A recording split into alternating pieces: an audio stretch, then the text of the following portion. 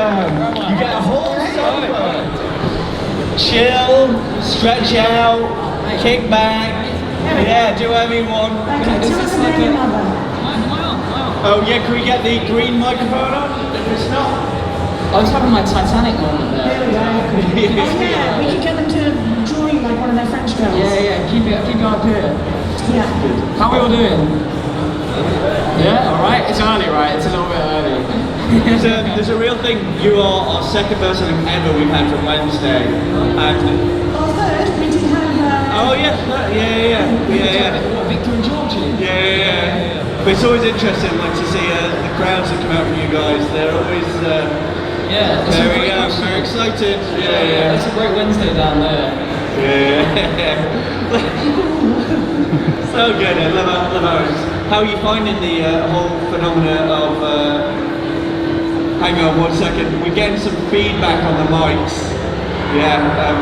This is what happens always with our first interview. We figure out. It's 100% me. You are made of electrics, aren't you? Yeah, we should warn you. Oliver has got a lot of robotics, but there will be some feedback. Well, I'm actually AI. I'm part AI. That's just what is happening at the moment in the industry. You know, all the actors are becoming AI. So yeah, I'm part of that equation now. Very on trend. Well, this is we were just briefly backstage talking about the strikes and things, and obviously AI is a big conversation. But you're like. You're a very young man to my eyes. How do you feel about all this new world that's coming? Are you quite into AI? Are you quite enjoying it? Or? I think unfortunately it's sort of an inevitability in the industry. You know, we've gone so far down the AI track. There's no reversing it. And look, Oppenheimer recently came out, right? And everyone thought when the nuclear bomb came out, it was the end of the world. And AI is now here, and it's going to cause a lot of problems. But hopefully there'll be some positives to it as well, like the medical things. But in terms of us or our industry, it's just like seeing what happens. Obviously, there's the AMPTP and the strike at the moment. They're negotiating about the use of AI. I'm not going to bore you guys with that, but yeah, you can do your own research into that. But yeah, they're just trying to protect us and allow us to keep doing this. It's a weird time for like the industry in general, obviously, because it's not just AI in terms of writing and acting stuff. There is that sort of whole thing now about your whole identity, like, is kind of if people don't strike and stand up for this sort of stuff, they can literally own your face and things like that. Yeah, it is a little bit worrying. Yeah, but it's the new world, isn't it? You just gotta, I guess, keep fighting against it, otherwise it'll happen and there'll be nothing that you can do about it once it's done. Well, sorry, I'm just going to talk to William on tech. We're getting some real feedback on stage, so I don't know where that's coming from. I don't want anyone's ears to start bleeding. That's what you want. So let's talk about you and acting and everything else. How has this whole phenomenon been for you? Because it's still quite new, I imagine, and quite exciting. Yeah, it's really new. So you know, I'm obviously still very young in my career. But yeah, when obviously things came out, it was just a phenomenon, like what you guys turned it into. Couldn't have expected that sort of. Yeah, we will take credit for that. Yeah, absolutely. Yeah, me and Beck, we got on the phone with Tim, and we're just like. That's enough said. He's the guy. But yeah, like it was so surprising for us. Like as we were making it, we were like, when you're in something, you don't realize like if it's going to be big or small or whatever. And then like that first week that it came out, it was just like insane. And then the next week it got even bigger, and we were just like, oh my god, wow. Were you aware of the Addams Family as a whole, or was it something that you never really sort of knew about because you were young? Yeah, so like obviously there's the original, well there's like the 20s, like Addams Family, then there's the 60s Addams Family, then there's the 90s Addams Family, like all before I was born. But then obviously, yeah. So you go back and you do like a little bit of research and you do it. But yeah, we had no idea. Obviously it's like a loved franchise, so yeah, it's such a big thing to walk into, like because no one's really changing the way you guys changed it. So it's like, obviously such a risk in certain terms of like beloved IP, but yeah, made it for a new generation. To see like how, like you're saying, how big it's got, it's so amazing to see. Yeah, I mean that's like credit to the people on the show, you know, like Miles and Al, the writers, and Tim, like his vision, and everyone else, like all the crew. It's like it's really a collaborative process. You know, all the people in the writers' room who are coming up with the ideas. It's take a new idea and reinvent it for you guys, for the new generation, but for like my generation, you know, who did grow up with the Addams Family, and that was probably the most surprising thing. You can take something from the old and make it brand new. Yeah, but it's still accessible. It's still got lessons and things to come with it. It's really great. One thing I do want to know, because you were just talking about working with the team and the crew and everything, and some people find this a boring question to answer, but everyone finds it really fascinating. Tell us a typical day on set for you. Like, how does it start? How would a day play out for you? What, like an average day on set, or on that set specifically? That set specifically. That set specifically. Let's think. All right, so rule number.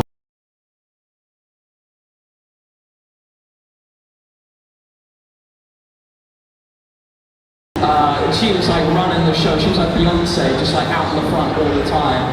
So there was like a lot of stuff. We'd turn up, you know, we'd like hang about, you know, in trailers, but then we'd go, oh, no one wants to sit by themselves. Let's all go hang out with each other. So we'd all hang out in the green room, and then they would go, all right, Jenna's back's hurting from carrying you guys. You need to come to set and like stand about and speak a little bit.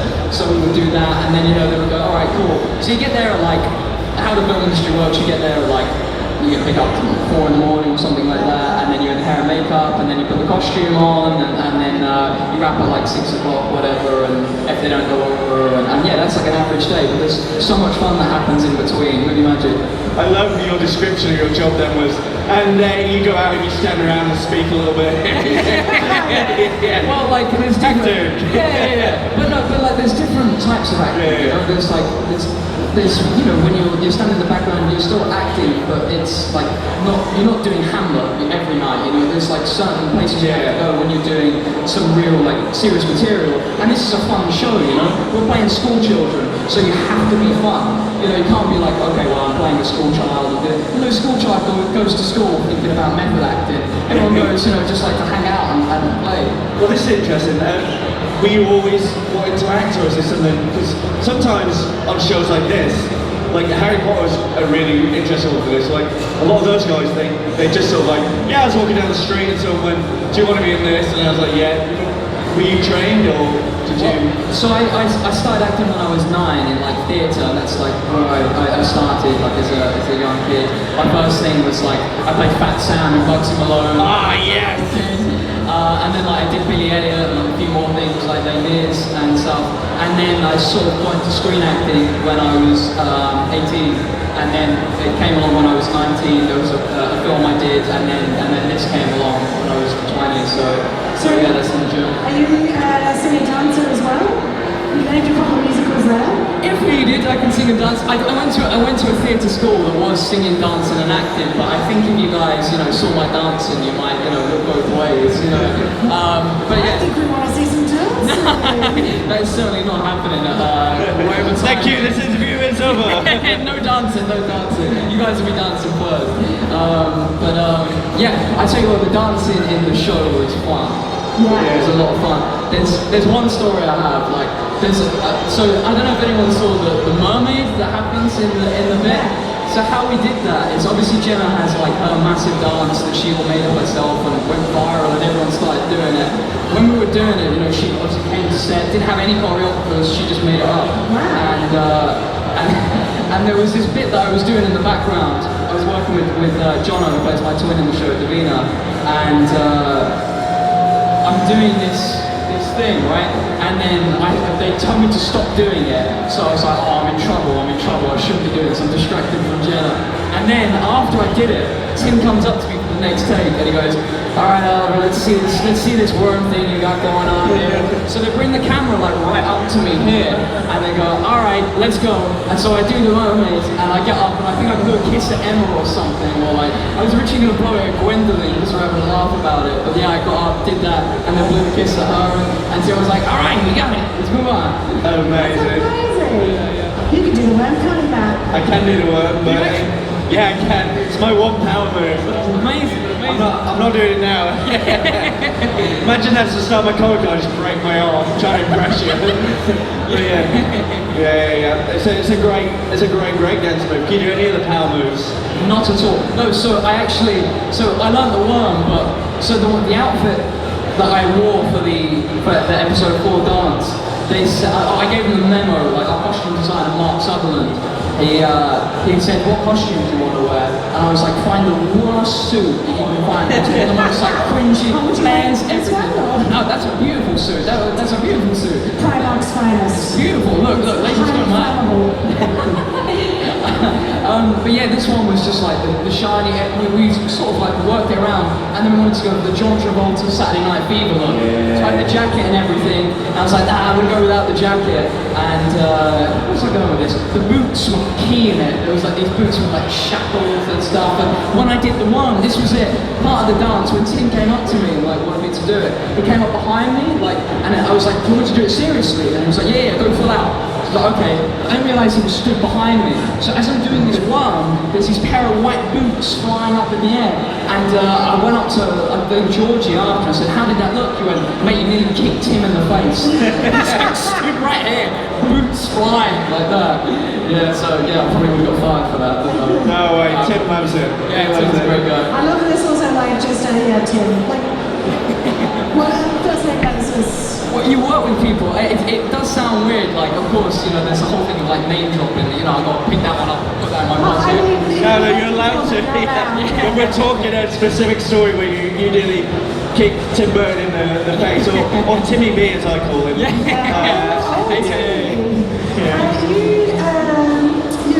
were mentioning like how nice it was to be part of something that's a reboot, essentially. If you could be in a reboot for anything, like your dream casting, something's being rebooted either as a show or a film, what would your dream casting be? Oh my god, I'm terrible with these questions when I think about it in advance. What would be a great reboot? Hollyoaks, but for Hollywood. It's a very English reference, yeah, sorry. God. Well, I wouldn't even know where to begin. Live action Scooby-Doo, I'll play Scooby-Doo. Yeah. Oh, so no Shaggy, I like the green top and everything. Yeah, actually, I've typecast myself. Pretty much on colour. Yeah. No, I'll be the dog. Shaggy and Velma. Yeah, the dog. How about Scooby-Doo where you play all the parts? Yeah, like Nick Bottom. Yeah. Really just go for it. And Kickstarter, get a passion project going. I think it'll work. My life's work dedicated to playing Scooby-Doo. I should probably throw them. Yeah, we are going to let you guys ask some questions because we love chatting, but you guys will kill us if we don't. So in a second, Questions. Thomas over here. you got a question, get your hand up. So raise your hand if you've got a Do question. not be shy. These two girls down here are thinking about questions. I can Go on, see. go on. What Yeah, we got question? one at the front. Well, one in the front there, one in the One front. here first. We're coming back to you soon. You better have a question in a second. What's your question? Hello, I'm Belgium. I think I didn't see that. I was wondering, you mentioned you just asked for the, most terrible suit, but how was it? Because I remember Cher having like really nice costumes. Yeah. So was there a lot of shooting, or was there any oversight how were the costumes chosen and how did you end up with the costumes? Oh, well, there was so much effort put into the costumes, like the designs that they had, like for the uniform and everything. They were so thorough.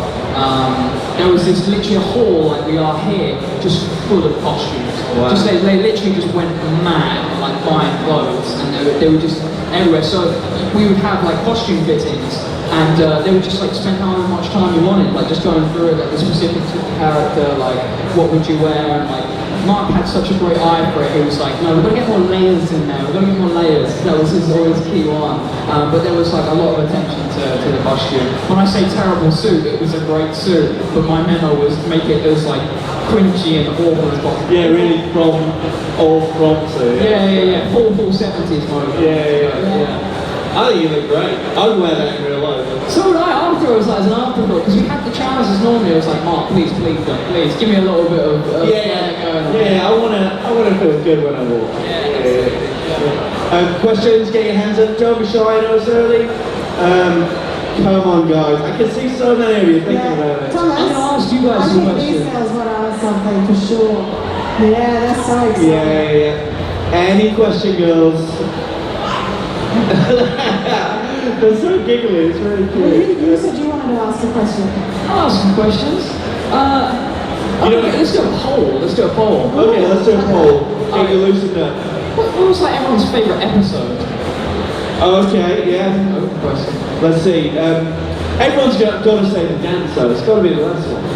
Last one. Well, the last episode, the final one, or the dance one. The prom one, was that the Four. Oh my god, you are good at remembering the Yeah. thing that you worked on for Oh, yeah. my job. You are very good at it, just knowing your job, yeah. In my head, that was the last one. Yeah. But I mean, that was incredible. Like, I remember like being really into the show, watching it, and like, it's so good. But that episode was just like, it felt really like, oh, this is lovely, and that's where it really felt its own thing. Yeah, And I really think that's going to be the lasting image and the thing that keeps it, you know, coming back and How, again and again. how did you find the red paint blood situation? Alright, so there was two types of blood that we had, right? So, and we shot it on like, I think 2 or 3 days, we had the whole blood scene thing. So like the first thing that came down was like watered down like red paint. Or it was pink, it was like, oh no, it wasn't pitch black, that's what I'm saying in the show. Yeah, That is the 70s, that's the 70s on it. It is blood, yeah. No, it was something else.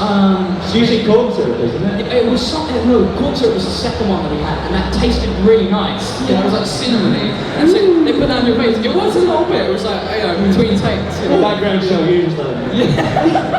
Yeah, the bloopers are like foul to look at. It's just licking our faces.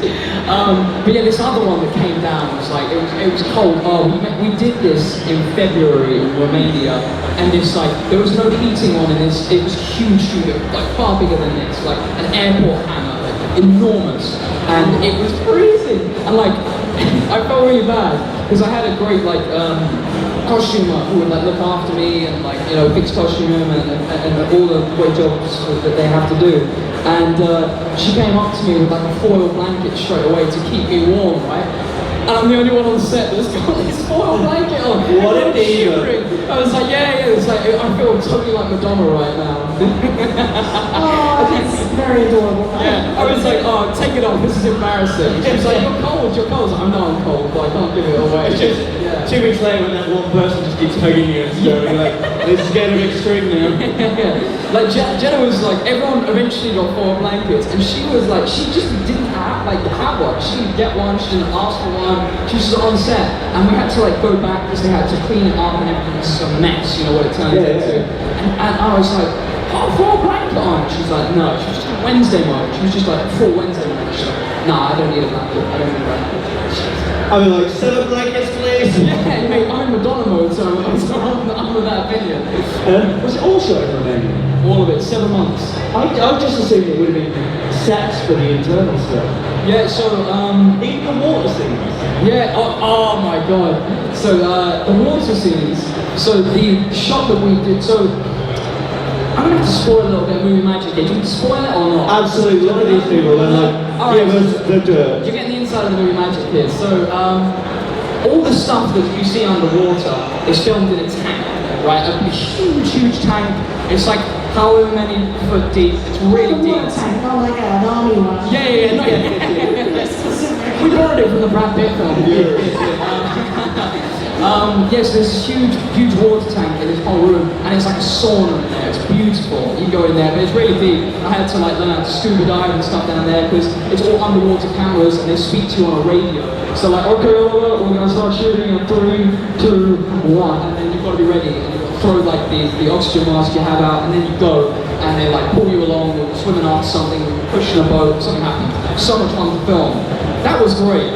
There was another part of it that we shot, which was actually in the lake. You know all the bits that you see them rowing, right? Like, so there's the shot where Joy, or Bianca in the show, gives the thumb up to me, and I pop my head out the water mischievously, and then pop down, a little bit dick dastardly and muckly, you know, wacky racist, what it's like. And anyway, so we're shooting this on this big pontoon out on this lake. And so it took us 4 days to shoot it. So Monday, Tuesday is beautiful weather, right? Absolutely beautiful weather. and I've got the shirt on, and the part of the thing I have to do, you see me buttoning it down the show, they're luckily cut, but I'm supposed to have a Clark Kent moment, which I'm pretty annoyed about. I worked out pretty hard for that, and I've got to rip my shirt off and then jump into the water, right? So there's that. And that was on a beautiful sunny day. Lighting was great, couldn't have complained, right? And then it was the water on Wednesday, right? It was about 20 degrees on Monday, Tuesday. On Wednesday it dropped by 10 degrees. It was 10 degrees, right? And there was a wind. There was a wind and it picked up. And about 4 o'clock. Blankets. Yeah. Your daughter over here is gonna be cold. We're done travelling. But yeah, I literally heard on the radio, it was like, alright, we're going to travel on to set now about 4 o'clock, and that's when the wind picked up. It's like, oh my god. And I'm literally, the only thing I have on are these tiny, like, Daniel Craig Casino Royale trunks, right? The smallest things in the world. They get me out on this pontoon, and Tim's going, alright, so you're going to, jump in the water, and we're going to shoot you, and you put your head out of the water, and then go back down. I was like, okay, great. So, just as we're about to go, right? Because there's the boy that I pushed in the way, like this orange boy, and so it's supposed to be behind me in the shot. Oh, is it the floating boy? Exactly, yeah, exactly. I remember that. Yeah, it's just floating dead boy behind us, yeah. But yeah, so there's this big orange boy that's pushing one of the boats, and then the boat snaps, right? And then I come out and go back under, right? So they have a rope connecting to this boy, like down to the bottom of the water, and then another one to a boat, like a small boat beside it. And they put me in the water's obviously freezing, right? So I'm stood in there like 5 minutes, ready to go. They go, okay, let's shoot. 3, 2, 1, cut the rope. And they cut the wrong rope, right? So this boy goes flying down this lake, right, with the wind, and I'm stood there in the water going, oh no. And Tim just is like, got to wait like 5 minutes for them to go and get the boy again. And there was a guy who was measuring the platform for me to stand on the water, because it's quite deep, and there was a platform there for me. This guy's like 6 foot, so I'm like stood above the platform like that. Right? Yeah, it was a lot of fun, but yeah. So that was shot outside the water. I suffered for the art then, but no, it's well worth it. It's a it looks incredible. Oh, even I'm cold just thinking about it. Tell us about the audition process. Like, do they have to see you swim, or? Do you know what, it's funny, so I grew up in Spain, so every house in Spain, because it gets so hot in the summers, has a swimming pool, right? So I like learned to swim at 3, my granddad picked me up and threw me in the pool, and every man for himself. So that was obviously a big part of the show, but they just put it in the brief, like, can you swim? And they got Michael Phelps, so, Yeah, to be fair. I did more swimming on the show than acting. I wasn't up for an Oscar, I was up for a gold medal at the end. You're just smashing records left, right, and centre. Yeah. I'm going to ask, how long do you hold your breath for? Oh, we did practice this. Just it's the difference between a long take and oh my god, I'm dying. Yeah, no, that was like a really big consideration, because I started doing the swimming at home, like before we got to Romania, and then I was doing all these like different strokes, front crawl, butterfly. I was like, hang on, mermaids don't swim like Olympians, They don't swim above water. Part of the subtleties that they go underwater. Yeah, you never see a mermaid doing butterfly. Not until now. But yeah, so we had to practice the breath hold. So I had a great stunt double, Andre, and we would like challenge each other. He became more my coach towards the end, and we would just like push each other all the time. We were so competitive, like who can push further. So we were this like another tank in like the northern part of Bucharest, and we were going in like pretty much every day of the week, 2 hours, like in the morning. And yeah, we would practice the breath holds, how many laps we could do underwater. And I think I got to 90 meters. And on the last day, he eclipsed me. And my record stood for like a few days. My dad came out to visit me. I knew he was watching. I was like, right. Who's just in the back of the set, gave you a thumbs up and walked away. Literally, yeah. I just saw him like underwater. So I do this with my I've been dad. holding my breath for too long. Yeah, there's a scene from Titanic, another Titanic movie, it's been floated off. And then he eclipsed me just at the end, got like 93 or 94, and I was gutted. I was like, right, you have the bragging rights, it's cool, you're the stunt man, you have it. That is 90 meters has blown my mind. That's so far. It's not much difference as room. Yeah. It's huge. It's a lot longer when you're swimming it. Yeah. That last 40 meters was hell. Yeah.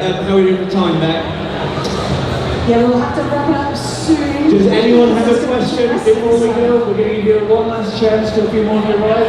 Anyone want to question Oliver? Where he was on the 14th of July? Anything like that? Don't say that. Yeah. Oliver, you are done the best thing that we love. You've been the greatest first guest. You've set the trend for the weekend. This has been lovely. Yeah, in fact, I think we're going to have to ask all of our other guests how long they can hold their breath for. Yeah. If anyone comes and beats me, send them over to my table. Yeah. Got a competition later. At the end of the day, we're going to get all the guests on stage and just climb up your noses. I reckon Van Damme could do a solid 100 meters. I reckon Van Damme doesn't even breathe. Yeah. I have Van Damme has no foil blankets. That's the true test of a man. If you can survive without 4 blankets in the wild, you know, not like me. Later on, we're going to go around and you're just going to go thing like that. I'm just so ghost. Where's Madonna? He's over there. Oliver, this has been so lovely. Like I say, it's always like hardest being the first guest, but you've been an absolute dream. It's been such a nice chat. Yeah, and you're doing signings and everything all weekend? Yeah, you start with me. I'm over there the whole weekend, so you know I'm going to annoy most of you. So if you want to come over and be annoyed, come see me. And if you wanted to kick you in the shins doing the worm, that costs quite a lot of money. Yeah. It's a bespoke experience. That's for free. Just don't sue me. We're gonna, you know what to do. He's been our first guest. He's been wonderful. Give it up for Oliver Watson. And these guys too. Many questions. We always get a little photo with all the guests.